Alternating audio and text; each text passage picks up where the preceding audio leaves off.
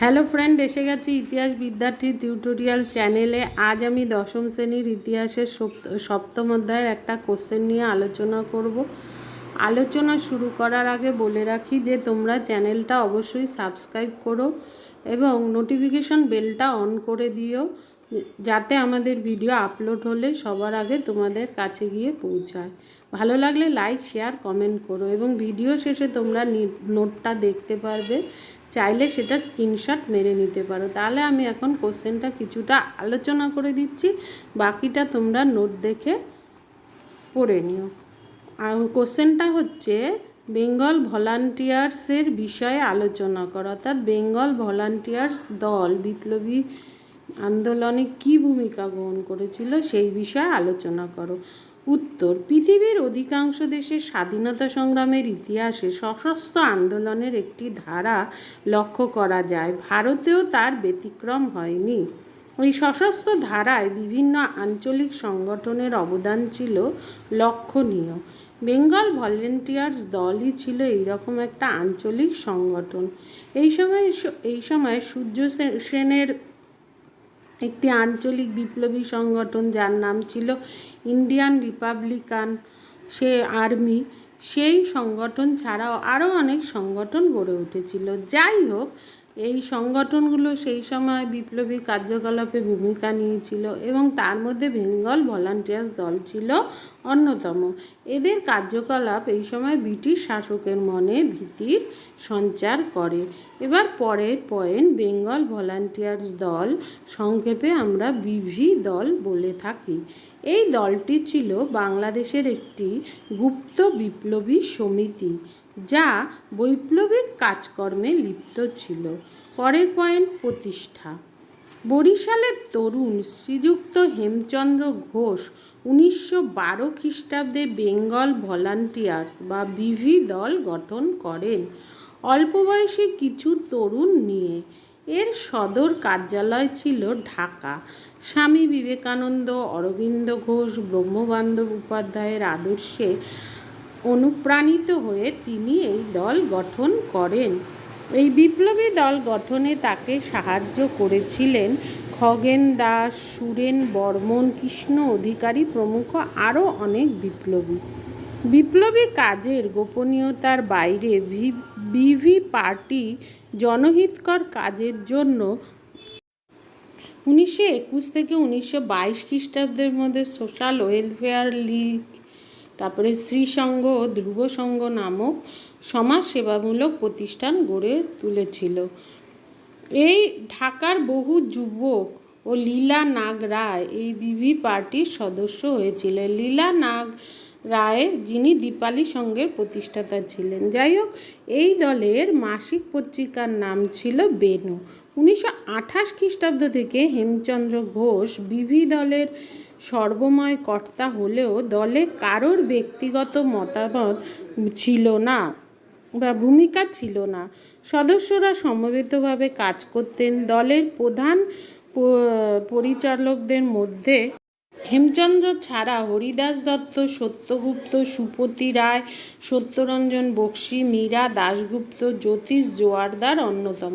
সারা বাংলায় এই দলের বহু শাখা ছিল। আচ্ছা, পরের পয়েন্ট, যেমন কলকাতায় ছিল কংগ্রেসের কলকাতা অধিবেশন। 1928 খ্রিস্টাব্দে কলকাতায় কংগ্রেসের অধিবেশন হয়। এই অধিবেশনের সময় সুভাষচন্দ্র বসু একটি স্বেচ্ছাসেবী দল গড়ে তোলেন। ঢাকার মুক্তি সংঘের অধিকাংশ সদস্য এই স্বেচ্ছাসেবী দলে যোগ দেন। মেজর সত্যগুপ্ত তাদের সামরিক কায়দায় প্রশিক্ষণ দেন। এই দলের সর্বাধিনায়ক হন সুভাষচন্দ্র বসু। কলকাতার অধিবেশন শেষ হলে এই দল বিপ্লবী সংগঠনে পরিণত হয়, অর্থাৎ এটা বেঙ্গল ভলান্টিয়ার্স দলের একটা শাখা হিসাবে পরিণত হয়। কার্যকলাপ, এই সময় বিভিন্ন এদের আগেই বলেছি যে বহু সংগঠন শাখা বিস্তার ছিল। প্রথম হচ্ছে ঢাকা।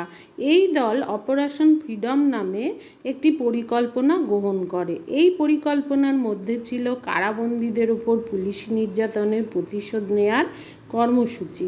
এই জন্য এই দলের সদস্যরা ইন্সপেক্টর জেনারেল অফ পুলিশ লোম্যানকে গুলি করে হত্যা করেন 1930 খ্রিস্টাব্দে।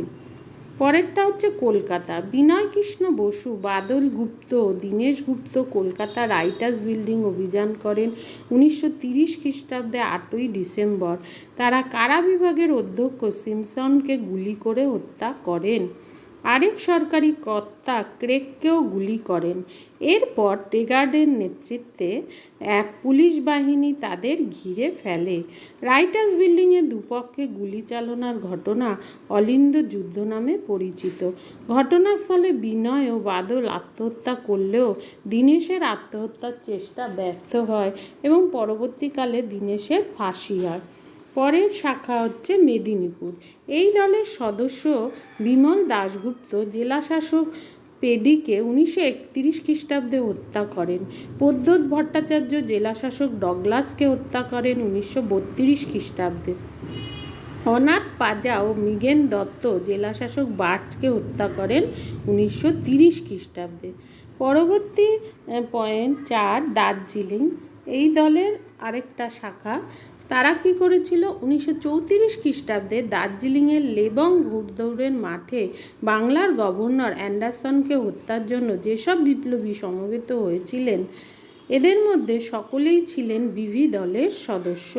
বিচারে ফাঁসি হয়েছিল এই দলের সদস্য ভবানী ভট্টাচার্যের। এছাড়াও মতি মল্লিক ভিলেজ গার্ড হত্যাকারী ছিলেন। বিভি দলের পার্টির বহু কর্মী আন্দামান এবং বাংলাদেশের জেলে বন্দী ছিলেন। 1939 খ্রিস্টাব্দে বক্সা ক্যাম্পে স্বয়ং হেমচন্দ্র ঘোষ এই দল ভেঙে দিয়ে এই সময় হেমচন্দ্র ঘোষের নেতৃত্বে বিভি দলের সবাই সুভাষচন্দ্র বসুর ফরওয়ার্ড ব্লক দলে যোগ দেন। সবশেষে এটাই বলা যায় বিংশ শতকের প্রথম থেকেই বাংলা বিপ্লবী আন্দোলনে পীঠস্থানে পরিণত হয়েছিল। বেঙ্গল ভলান্টিয়ার্স দলই ছিল এর প্রধান চালিকা শক্তি। এই দলের কার্যকলাপ ব্রিটিশ সরকারকে শঙ্কিত করে তুলেছিল। এদের বৈপ্লবিক কার্যকলাপ ভয়ানক ছিল। যাই হোক, ব্রিটিশ সরকার যেন তেন উপায়ে এদের দমানোর চেষ্টা করেছিল। তাহলে তোমরা পারলে এটা পড়ো। আজ আসি, দেখা হচ্ছে পরবর্তী ভিডিওতে। Take care, bye. ভালো থেকো, সাবধানে থেকো এবং অবশ্যই সাবস্ক্রাইব করো। ভালো লাগলে লাইক, শেয়ার, কমেন্ট করো এবং নোটিফিকেশন বেলটা অন করে দিও যাতে আমাদের ভিডিও আপলোড হলেই সবার প্রথম তোমাদের কাছে গিয়ে পৌঁছায়। তাহলে দেখা হচ্ছে পরবর্তী ভিডিওতে এবং তোমরা এইটা পড়তে পারো। এটা তোমাদের পরবর্তী ইয়ারে তোমাদের কাছে এটা ইম্পর্টেন্ট কোশ্চেন হতে চলেছে। তাহলে তোমরা নোটটা দেখতে পাচ্ছ, চাইলে সেটা স্ক্রিনশট মেরে নিতে পারো। আজ আসি, দেখা হচ্ছে পরবর্তী ভিডিওতে। Take care, bye. ভালো থেকো, সাবধানে থেকো। অবশ্যই সাবস্ক্রাইব করো।